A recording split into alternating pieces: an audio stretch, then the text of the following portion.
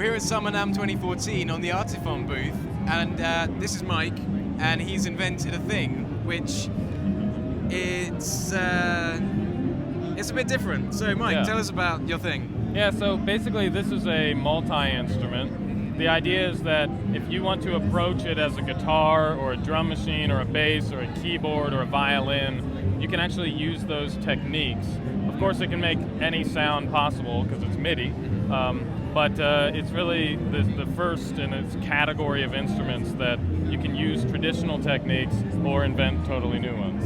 Yeah. So, do you want to give us a quick demo of what it can do then? Yeah, sure. On the technology side, we just got our first patent, and it's on the custom interface that we've built. So I'll show you first the two breakthroughs, and then we can sort of run through some of the styles. Sure.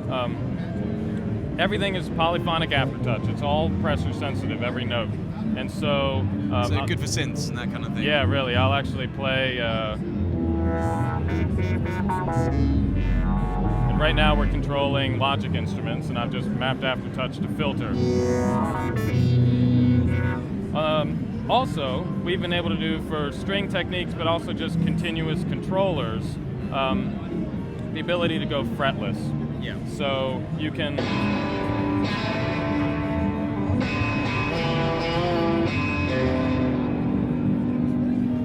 do stuff like a lap steel.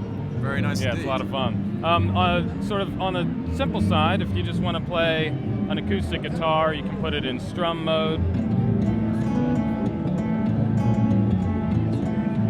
So these things you're strumming with your right hand, the sort of rubbery thin type. Yeah. And we didn't want to use strings. There's obvious limitations in the physics of strings, but we want to be able to capture that kind of nuance. So that was a lot of what we've been doing over the past 3 years, is figuring out how to get that detailed sensitivity so that you could really strum and not have to think about whether there's strings or not. Sure. But at the same time, you can go and use it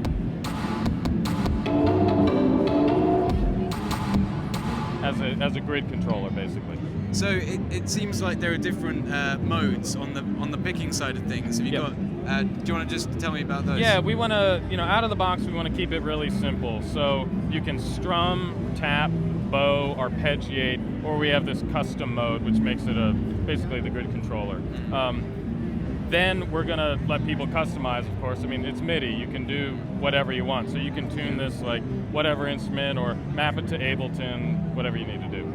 So when you say grid controller, what do you have in mind there? Yeah, so I'll just put it, there's a tuning here that is basically like a stacked octave piano. Right. So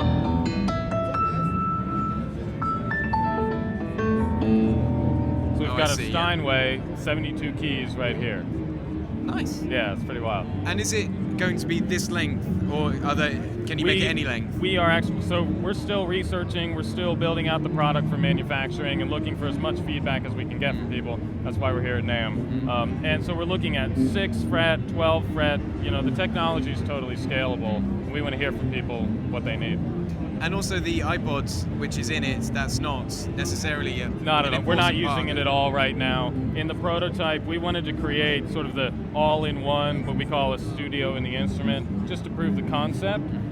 But we don't need the iPod functionality. It's great because people have them in their pockets, they have their iPads. We can connect to anything, USB or just straight MIDI out. But yeah, it's not necessary. We're going straight through the computer right now. Sure. So also when it comes to sort of violin type playing, how do you approach that? Yeah. So with that fretless capability, we've also made this into sort of, you can think of it like an e-bow. Okay. And so when you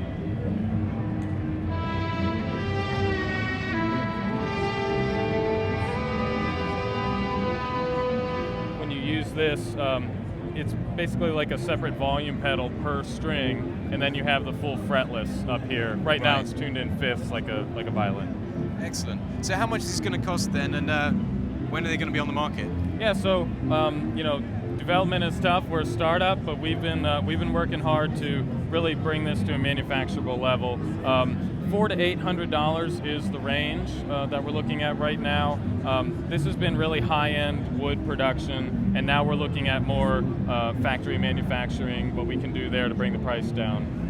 And then basically we're looking within the year to be able to launch. So Brilliant. Well, thanks yeah. very much, Mike. Thanks a lot. Cheers. Yep.